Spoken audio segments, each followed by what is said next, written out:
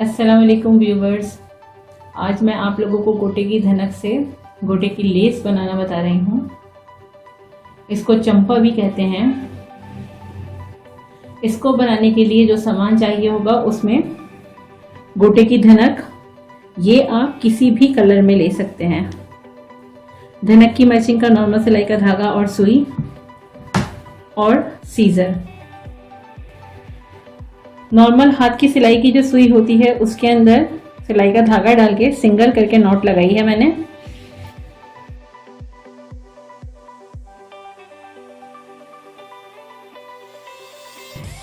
गोटे की धनक, इसको सबसे पहले हम यहां से इस तरीके से टर्न करेंगे। टर्न करने के बाद इस वाले हिस्से को आगे की तरफ लाएंगे। इस तरीके से इसकी नोक बनाएंगे। पीछे से ये इस तरह आएगा ट्रायंगल शेप। अब यहां पर पहले मैं स्टिच लगा के इसको फिक्स कर रही हूं ताकि जब मैं इसको टर्न करूं तो ये खुले नहीं।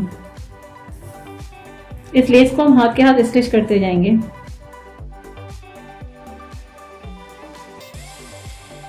ये देखें, इसका ये शेप आएगा, पीछे के साइड से ये ऐसा आएगा। अब धनक का जो ये वाला हिस्सा है, इस वाले हिस्से को नीचे से ऊपर की तरफ इस तरीके से टर्न करेंगे और यहां पर इस वाले हिस्से में और इस वाले धनक के कॉर्नर को आपस में इस तरीके से मिलाकर इन दोनों हिस्सों के अंदर एक छोटा सा स्टिच लगाएंगे।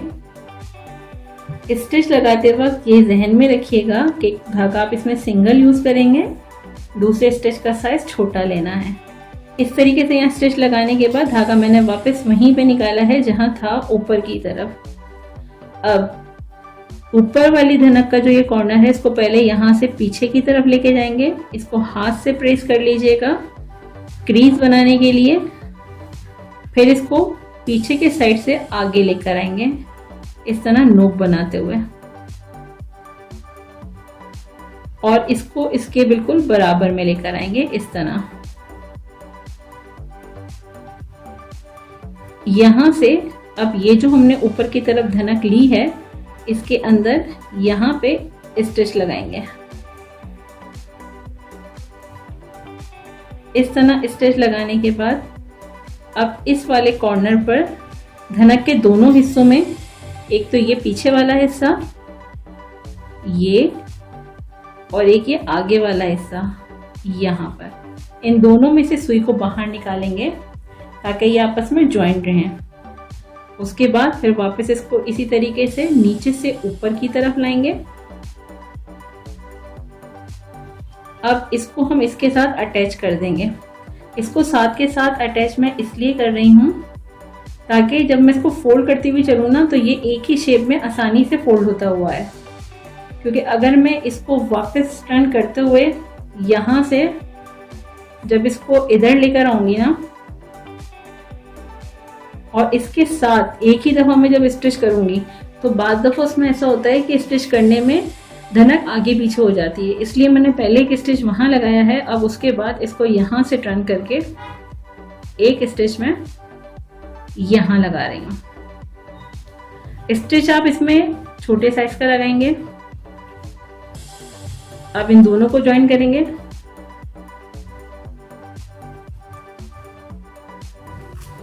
नीचे वाले हिस्से को ऊपर की तरफ टर्न करते हैं इस तरीके से।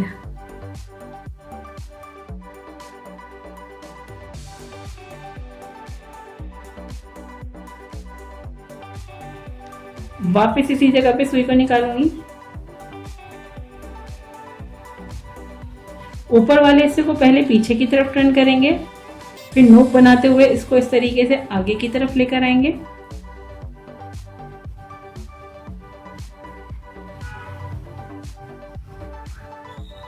अब यहां से इसको स्टिच करेंगे।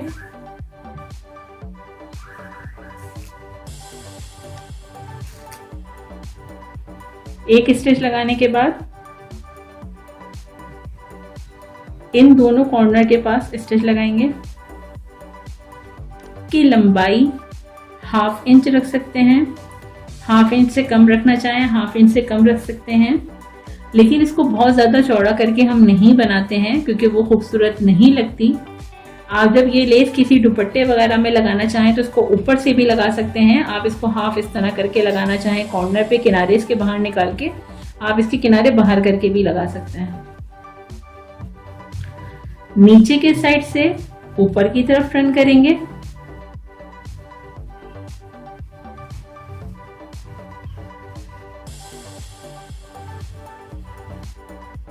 यहां पर स्टिच देंगे।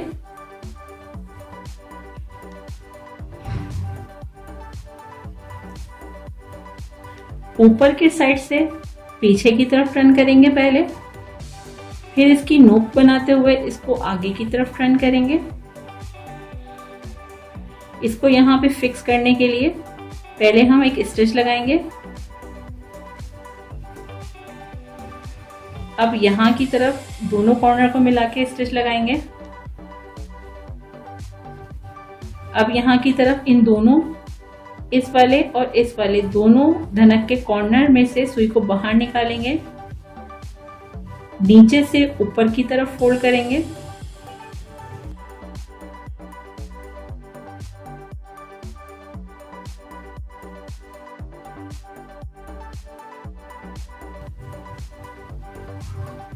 आप अगर चाहें तो इसको नीचे से ऊपर फोल्ड करने के बाद पहले यहाँ पे स्टिच ना लगाएं। आप इसको यहाँ से इस तरह फोल्ड करें, हाथ से पकड़ें। आप इसको यहाँ से इस तरीके से आगे की तरफ टर्न करके आप इसको यहाँ से आगे की तरफ टर्न करके भी इन दोनों हिस्सों में डायरेक्ट एक स्टिच भी लगा सकते हैं।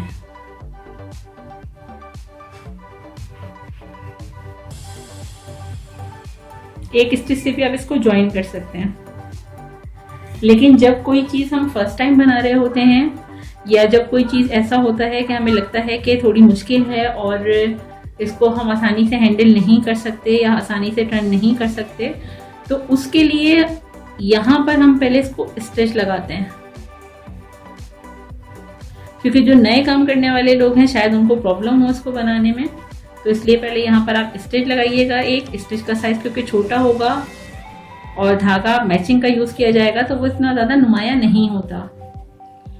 फिर इसको पीछे की तरफ टर्न करेंगे।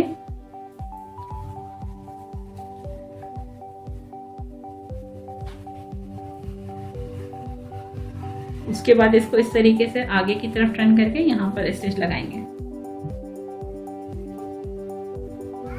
इस तरीके से फ्रंट साइड, और ये इसका है बैक साइड।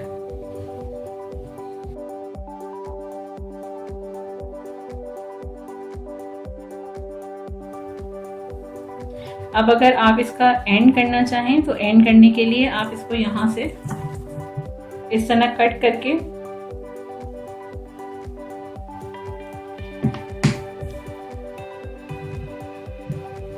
आप इसको यहां से कट करके एक बार इसको इस तरह ऊपर की तरफ टर्न करें। उसके बाद इसको पीछे की तरफ ले जाएं, यहां से इसको मोड़ें और यहां पर स्टिच लगा दें।